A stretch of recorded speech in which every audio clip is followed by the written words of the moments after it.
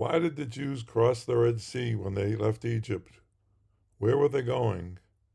Why did they have to get across a body of water to get there?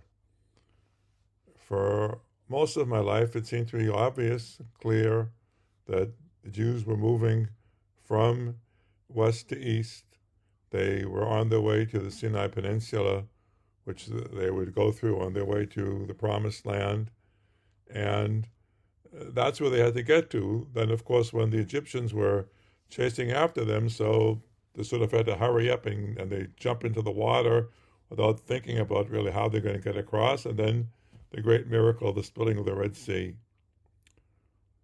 Just now, I've seen that there's an alternative explanation, which is based in midrash, lekach tov, seichel tov, endorsed by first-rate medieval farshim, biblical commentators, Abraham ibn Ezra, the Ralbag, and by modern commentators who are committed to the Jewish tradition, especially the great biblical scholar Moshe David Kasuto.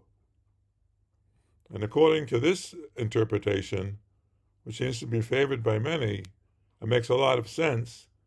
The Jews had really no reason to go into the water to get to where they were going, because there was no Suez Canal, there was no barrier, water barrier to cross to get to the other side onto the Sinai Peninsula. It was all an easily traversable land, dry land, and what they really did was go and do a sort of a 180-degree turn in the water. They went into the water mainly so that the Egyptians would chase after them, and then the waters would come back in, crash down on the Egyptians, eliminate the threat, and then we would sort of peacefully, securely begin our journey into the Sinai Peninsula. So I prepared a little map. I took an old map of the Sinai Peninsula, and I made three little, semicircles with an arrow on them, showing, not to scale, of course, the projected path of the Jews into a body of water, and out of a body of the water into the same side of the Egyptian coast.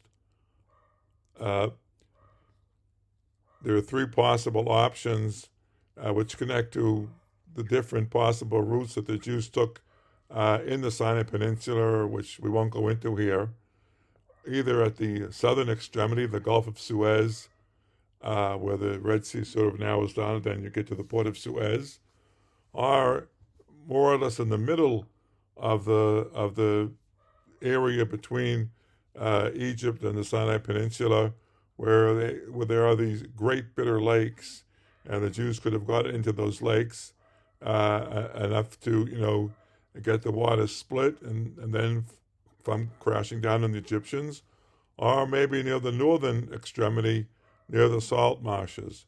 And any way you choose, it's the same idea. And as I said, it's this opinion is grounded in midrash lekach tov, which I'll put on the screen here, read it in Hebrew, and translate it. The verse says, V'ani hineni mechazek et lev Mitzrayim v'yavo acharehem v'kavada b'Pharaoh. God is saying, I will harden the heart of Egypt, and they will come after them, and I will glorify myself at the expense of Pharaoh. Shitgabet shemi ba'olam, that my name should be glorified and honored in the world, on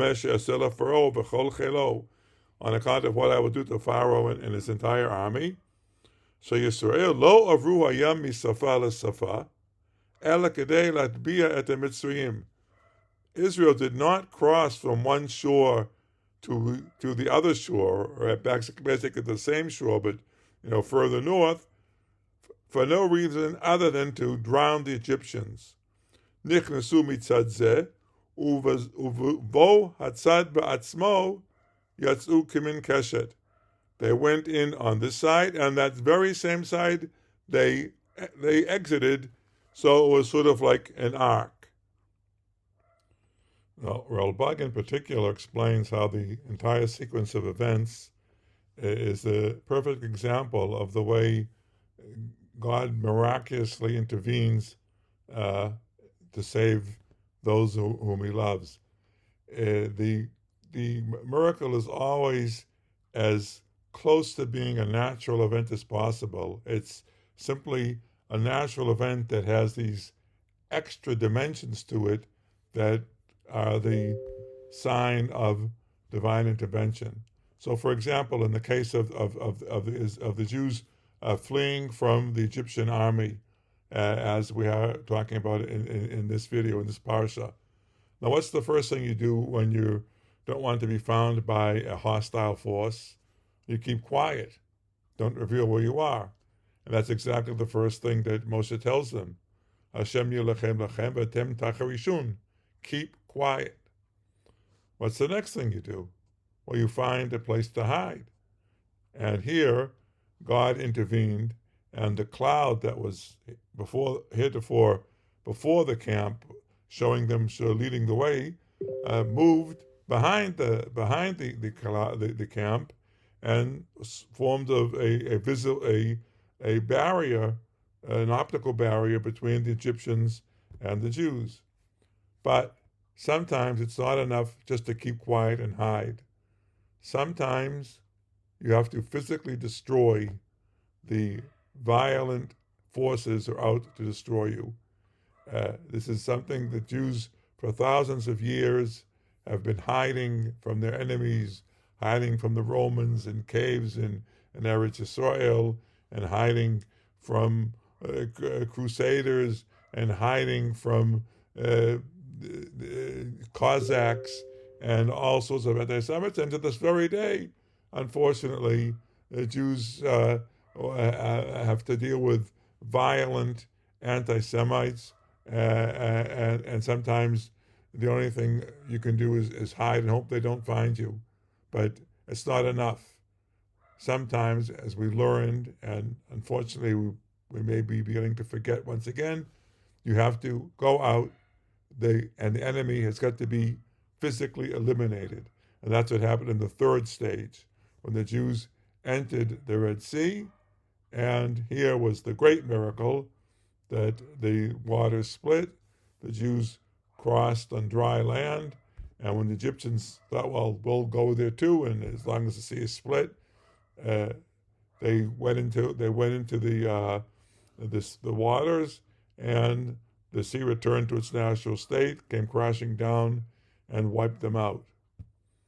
So that's what happened, and then the Jews went out on the same side, the same western side that they entered the waters, and began the march towards Har Sinai and Eretz Yisrael.